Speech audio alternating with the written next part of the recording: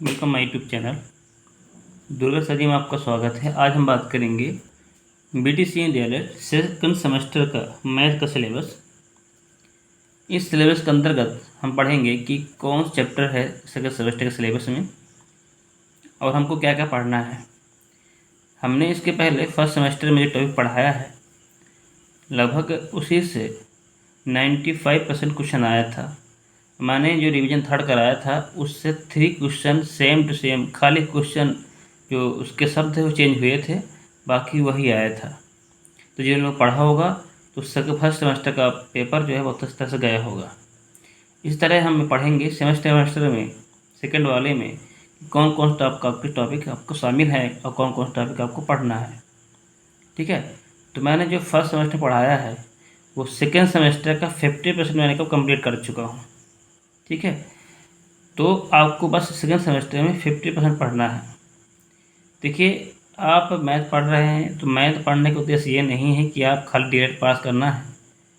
तो अगर आप मैथ अच्छी तरह से नहीं पढ़ रहे हैं तो आप UP TET CTET qualify नहीं कर पाएंगे। जिन छात्रों को मैथ अच्छी तरह से आती है वही सुपर टेट और टेट में अच्छी स्कोर ला पाते हैं।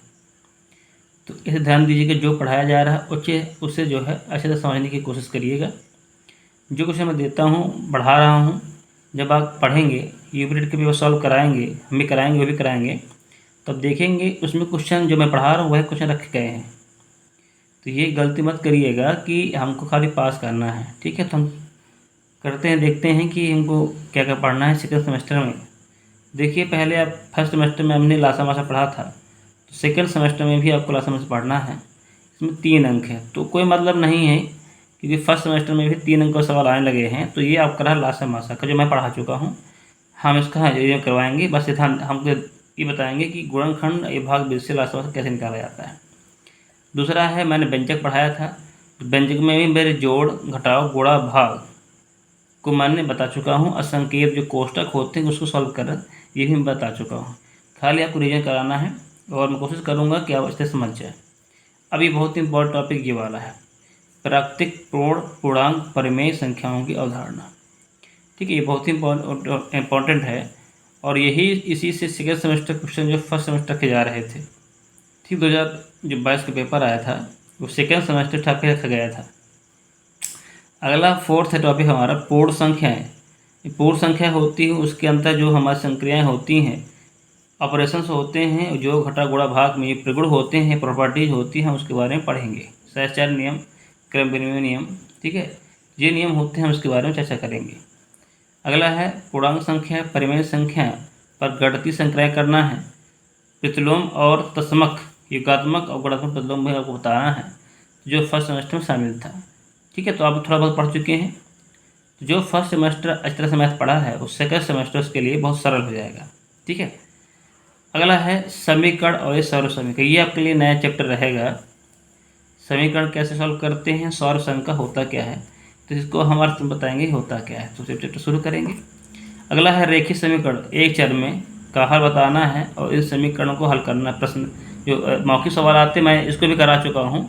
जैसे आपने पढ़ा था उम्र वाले सवाल पढ़ा था, रेलगाड़ी वाले सवाल पढ़े थे, एक्स मानना पड़ता था। तो एक चर मतलब होता है आपको एक ही चर मानना है, चाहे एक्स मानिए, चाहे वाई मानिए, चाहे ए मानिए, बी मानिए, कुछ भी मानिए, आपको एक ही लेकर आपको हल करना है। ठीक है, ये आपको सेकंड सेमेस्टर का अंतर करता है। लेकिन जैसे फोर्थ सेमेस्टर में जाएंगे तो आपको एक्स वाई तीन तीन चर ये अब 2 3 4 आपको अब मिलेंगे जिनको आपको सॉल्व करना पड़ेगा। अगला है व्यंजकों का जो गुणनफल है और सौर समीकरण। तो सौर समीकरण मैं पहले बता दूंगा, ये व्यंजकों का गुणनफल आपको आता है, कोई बात नहीं, इसको भी आपको रिवीजन करना पड़ेगा। अगला करते हैं क्षेत्रफल। देखिए, क्षेत्रफल में आपको वृत्त का है, त्रिभुज का है, आयत का है, ये सब आयतन है, वर्ग क्षेत्रफल, ये चीज़ मैंने फर्स्ट सेमेस्टर बता चुका हूँ।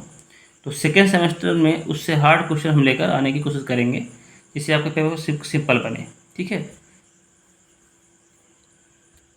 अगला जो हमारा सिलेबस है वो कह रहा है अवर्गीकृत आंकड़ों की बारंबारता बंटन तथा आंकड़ों का आयतन चित्र द्वारा प्रदर्शन बताना है और इसका निष्कर्ष निकालना है। देखिए, आयत चित्र जो होता है इसको मैं बता चुका हूँ, क्योंकि ये सेकेंड सेमेस्टर का जो आयत चित्र है, ठीक है, वो जो है फर्स्ट सेमेस्टर में एक बार आ चुका है। तो मैं उसको पढ़ा चुका हूँ, तो वही चैप्टर से पढ़ाना है और चित्र के द्वारा ही आपको आंसर निकालना है और बारंबार कैसे बनाया जाता है ये भी आपको हम सिखाएंगे। अगला है सार, समता और समरूप। सर्वांग सम है, समरूप क्या होता है इसके बारे में हम चर्चा करेंगे। इसके बाद मैंने इसको फर्स्ट सेमेस्टर में इसके बारे में चर्चा मैं कर चुका हूँ। अगला है त्रिभुज के संदर्भ में सर्वांग सम की शर्त। देखिए फर्स्ट सेमेस्टर जो काफ़ी कुछ सर्वांग सम है पढ़ाया गया था, तो वो सेकेंड सेमेस्टर पढ़ाया गया था आपको, तो वो फर्स्ट सिलेबस नहीं था, तो हम इसको सर्वांग सम ये दोनों एक ही है। तो हमेशा जो सर्वांग सम पढ़ाया था त्रिभुज के बारे में ही पढ़ा जाता है, ठीक है। तो अब ये दोनों एक दूसरे से रिलेटेड है, तो ये आपका सिलेबस है, 12 टॉपिक हैं, 12 टॉपिक के बारे में पढ़ेंगे। तो कल से डेली वीडियो आपके पास लाए जाएंगे, उसे देखने की जरूर कोशिश करें। अगर उसे देखेंगे तो जो पेपर हम सॉल्व कराएंगे, मॉडल पेपर लेकर आएंगे, आपको बिल्कुल सरल लगेंगे।